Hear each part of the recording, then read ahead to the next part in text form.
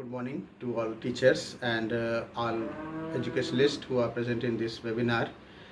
Uh, and I would like to thank to Honorable Principal Ma'am of Kendriya Vidyalaya New Kent who invited me to attend this webinar here.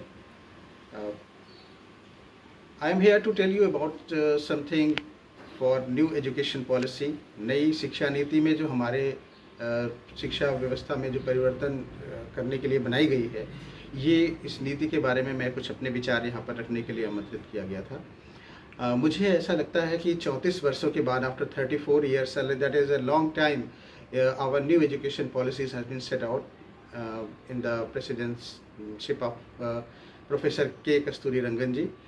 And with this education policy there are several changes have been made. बहुत सारे changes किए गए।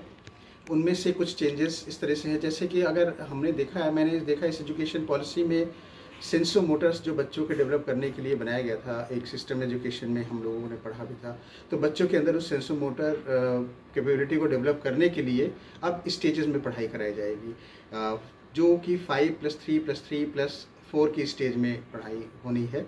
ये एक अच्छे stages हैं जिसमें कि अब 3rd ईयर से 3 साल के बच्चों से 3 वर्ष के बच्चों से लेकर के और 8वीं वर्ष तक के बच्चों को पहली स्टेज में रखा गया है, जिसे फाउंडेशन स्टेज कहा गया। उसके बाद हमारा आता है नेक्स्ट जो प्राइमरी स्टेज या अगली वाली स्टेज है, वो हमारी 8 to 11 ईयर्स के स्टूडेंट्स के लिए है, जिसमें कि बच्चों के अंदर साइंस, मैथ, इन सब की कैपेबिलिटीज़ को डेवलप करने के लिए बात कही गई है।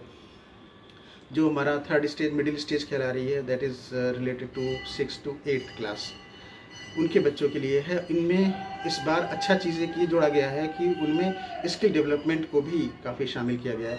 तो skill development will make a lot of difference with mindset of this students. इनकी सारी हाव भाव में चेंजेस आ जाएगा और अब ये रोजगार की तरफ भी बढ़ सकेंगे। They will get more opportunity to find out some good employment after schooling. और जो लास्ट स्टेज हमारी जो अगली वाली 4th ईयर की स्टेज है, दैट रिमेन्स लाइक 9 to 12, 9 से 12 तक के बच्चों के लिए, कक्षा 9 से 12 के बच्चों के लिए है।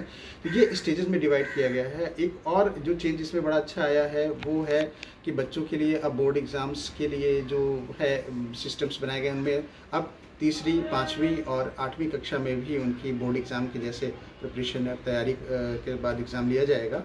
और 9th जो के बाद जो 10th और 12th में बोर्ड एग्ज़ाम होते थे, 10th और 12th वाले वो तो रिमेन रहेंगे, लेकिन उनके एग्जामिनेशन पैटर्न में चेंज करके अब उनको समझने के ऊपर, यानी उनकी समझने की क्षमता के ऊपर एग्ज़ाम्स को लिया जाएगा और इवेलुएट किया जाएगा, जिससे कि कोचिंग के ऊपर बच्चों की निर्भरता थोड़ी सी कम हो सके।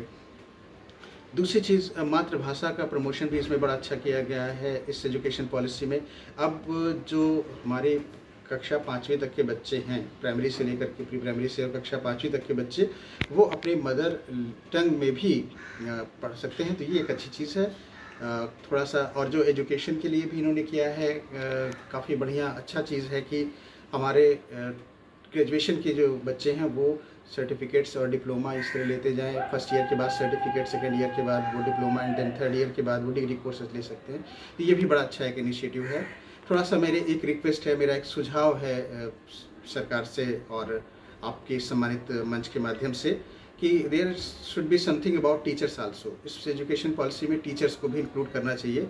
टीचर्स एक अच्छे भविष्य के साथ, सुनहरे भविष्य के साथ पढ़ सकें, चाहे वो प्राइवेट स्कूल के टीचर्स हों, एडेड हो, अनएडेड हो, उनके अंदर इस बात की मतलब एक गर्व की भावना उनके अंदर डेवलप कराने के लिए पॉलिसी में ज़रूर जोड़ना चाहिए कि उनको ये महसूस हो कि हम एक रिस्पॉन्सिबिलिटी की जगह पर हैं। उनके भविष्य में जो भी चीज़ें उनको मिलती है, सरकारी टीचर्स को तो मिलती है, प्राइवेट स्कूल्स के टीचर्स के लिए भी एक अच्छी चीज़ है अगर इसमें आ जाती हैं, कुछ जोड़ दी जाती हैं उनके भविष्य को लेते हुए, तो this will be very good और एजुकेशन पॉलिसी के लिए बहुत अच्छा होगा। Thank you and have a very nice day to all of you.